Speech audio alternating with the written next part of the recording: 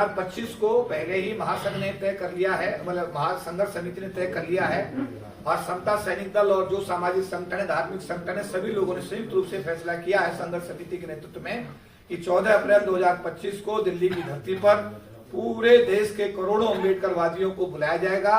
यहाँ पर ये मांग को पुरजोर तरीके से उठाया जाएगा और सरकार से कहा जाएगा कि ये हमारा भावना का विषय है, हमारे बाबा साहब अम्बेडकर की स्टेचू को पुनः उसी स्थान पर लगा दें जहां 2 अप्रैल 1967 को लगाई गई थी। एक सवाल निकल करके आता है कि आप लंबे समय से सरकार के साथ, आयोग के साथ बातचीत कर रहे हैं। अभी आप हाल ही में आयोग के मेंबर, आयोग के चेयरमैन से भी मिलकर के आए। क्या बातचीत आपकी सरकार के नुमाइंदों से हुई है? क्या बातचीत आपके सरकार की तरफ से जितना भी सरकार की तरफ से अब तक जितनी भी बातें हुई हैं, चाहे उसमें भारत सरकार के कानून मंत्री अर्जुन राम मेघवाल हैं और चाहे भारत सरकार के अनुसूचित जाति आयोग के चेयरमैन किशोर मकवाना जी हैं, चाहे अनुसूचित जनजाति आयोग के चेयरमैन अंतार सिंह जी हैं, चाहे भारत सरकार के जो हमारे संसदीय कार्य मंत्री किरण रिजिजू जी हैं, चाहे भारत के लोकसभा अध्यक्ष हमारे ओम बिरला जी हैं, इन सभी लोगों को पत्राचार के माध्यम से हमने बराबर संपर्क स्थापित किया। कई लोगों के साथ मुलाकात भी हुई और इन लोगों से को हमने भारत सरकार के मुखिया होने के नाते हमने इन लोगों को समाज की समस्याओं से अवगत कराया। भारत के प्रधानमंत्री को अनेकों मांग पत्र दिए, भारत के राष्ट्रपति को अनेकों मांग पत्र दिए और ये प्रक्रिया निरंतर जारी है। और अभी अभी हमारा जो इंडियन रेलवे एसोसिएशन का कार्यक्रम था, मुझे बता दें बड़ी खुशी है कि वहां भी जो मांग पत्र भारत के प्रधानमंत्री के नाम तैयार किया गया था, उसको वहां पर लाखों लोगों की उपस्थिति पढ़कर सुनाया गया और वो भारत के कानून मंत्री अर्जुन राम मेघवाल जी को वहां पर हमने देने का काम किया। लेकिन अभी तक सरकार की तरफ से किसी भी प्रकार का कोई इस विषय में रचनात्मक रवैया नहीं है और आने वाले दिनों में हो सकता है कि सरकार हमारे समाज की भावना को समझे और समझ करके हमारे परम पूज्य बाबा साहब डॉक्टर भीमराव अम्बेडकर की स्टेचू को पुनः उसी स्थान पर स्थापित करने का निर्णय ले। लेकिन अभी तक सरकार की तरफ से कोई रचनात्मक अभी तक कोई इस ऐसा कदम नहीं है। जो जहाँ तक समाज की बात है, समाज भी थोड़ा सा उदासीन चल रहा है और मैं समझता हूँ जब SC/ST पूरा जितने भी संगठन है इकट्ठे होकर के एक प्लेटफॉर्म पर आ जाएंगे तो वो दिन दूर नहीं है, सरकार उसके प्रेशर में आकर के they will agree with the demand whatever we are keeping. लेकिन जो लोग घर में ही बैठकर अम्बेडकराइट बने हुए हैं उनसे भी हमारी गुजारिश है वो बाहर निकले और इस मकसद को पूरा करने के लिए अपनी जो प्रतिबद्धता को वो साबित करें कि यस वी आर अम्बेडकराइट, हम बाबा साहब के अनुयायी हैं, घर में बैठ कर काम नहीं चलता।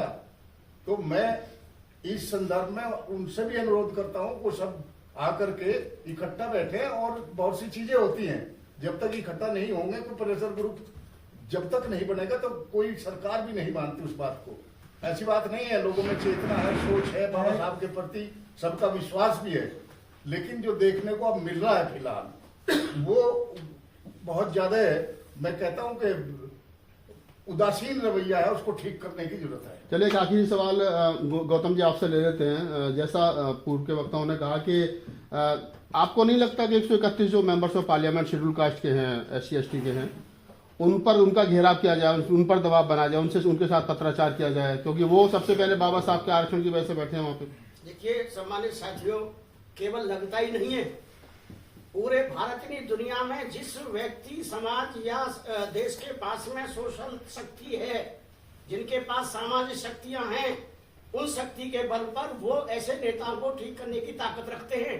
परंतु जो बिखरा हुआ समाज है, लाखों जातियों में बिखरा हुआ समाज है, जिसके लिए बाबा साहब डॉक्टर अम्बेडकर ने समता संघर्ष, भारतीय बौद्ध महासभा, रिपब्लिकन शुल्क फेडरेशन और अन्य यहाँ तक कि लेबर पार्टी तक स्थापित की, केवल इसलिए कि ये समाज संगठित हो जाए।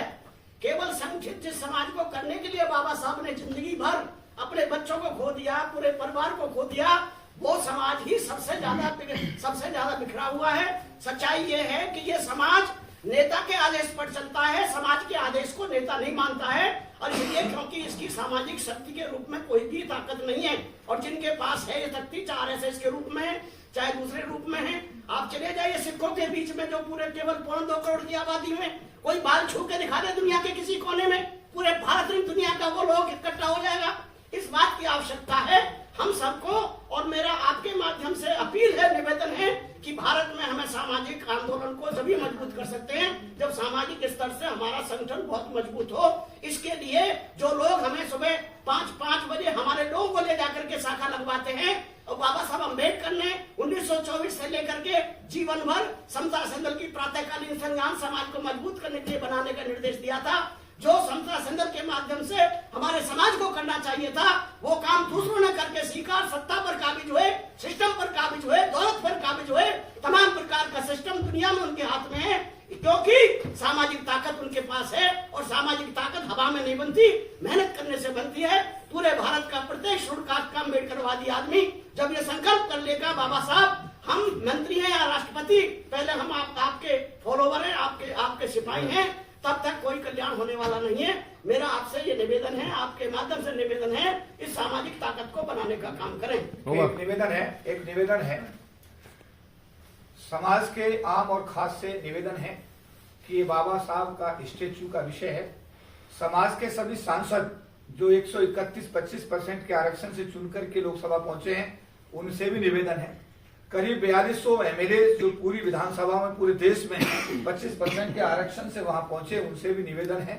जो सिविल सर्वेंट है, आईएएस और आईपीएस और सरकार की नौकरी में जो करीब 40 लाख लोग आने में अब तक कामयाब, उनसे भी निवेदन है। उनके परिवारों से भी निवेदन है कि ये जो संघर्ष है, ये संघर्ष हमारे सम्मान, स्वाभिमान और अस्मिता का मामला है। बाबा साहब की स्टेच्यू को पुनः उस स्थान पर वापस लगवाने का है। ये नेतृत्व का प्रश्न नहीं है। हम लोग तो व्यवस्थापक हैं जो व्यवस्था देने की कोशिश कर रहे हैं। हमको नेता ना समझा जाए, हम लोग व्यवस्थापक हैं। आप सबके व्यापक व्यवस्था को हम जो है एक दिशा देने की कोशिश कर रहे हैं। तो हमारा आप सबसे निवेदन है कि पहले 6 दिसंबर को आप सब लोग अपने अपने घरों में पुण्यतिथि का कार्यक्रम जल्दी मना करके 8 और 9 बजे तक आप लोग हर हालत में आपको संसद भवन पहुंचना है। अपनी एकता, एकजुटता को वहां दिखाना है, अपनी शक्ति का प्रदर्शन करना है और 6 दिसंबर को आपको डेडिकेट करना है बाबा साहब डॉक्टर भीमराव अम्बेडकर जी के लिए। तो जिस जब आपकी ताकत होगी, जब आपके लोग वहां होंगे, जब आपका संख्या बल होगा, तो निश्चित रूप से सरकारें भी आपकी एकता, एकजुटता के सामने हमेशा झुकती रही हैं। और आगे भी मैं बताना चाहता हूं, 2 अप्रैल 2018 का आंदोलन बिना नेतृत्व के हुआ था। सरकार झुकी थी और संविधान में संशोधन करके SC/ST एट्रोसिटी एक्ट को सरकार को पास करना पड़ा था।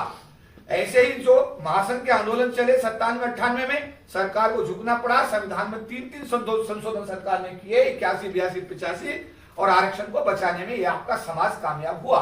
मैं फिर कह रहा हूं कि अपने संघर्ष को इतना मजबूत करिए, अपनी एकता, एकजुटता को इतना मजबूत करिए कि सरकार 6 दिसंबर को यह फैसला कह दे कि ये स्टेच्यू बाबा साहब के अनुयायियों की मांग को ध्यान में रखते हुए उसी स्थान पर लगाने का फैसला कर लिया गया है। तो लास्ट में मेरा सभी से अपील है कि आप छोटे बड़े संगठनों के और दलों के, राजनीतिक पार्टियों की जो दीवारें उनको तोड़ दीजिए।